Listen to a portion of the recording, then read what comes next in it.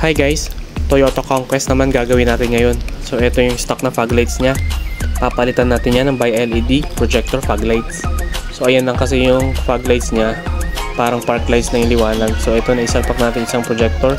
Ito nga pala yung adjuster niya. So kita nyo tumataas siya habang pinipihit ko sa ilalim.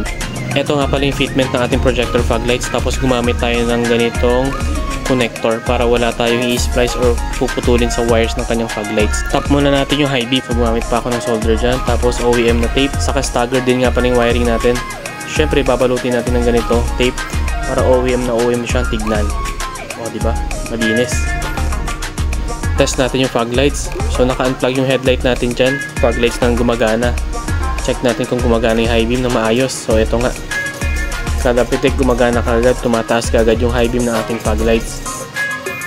Isang pasada ulit. So ayan. Malakas na yung fog lights natin dyan. May cut-off line kaya alam natin kung hanggang saan lang yung abot ng ating liwanag.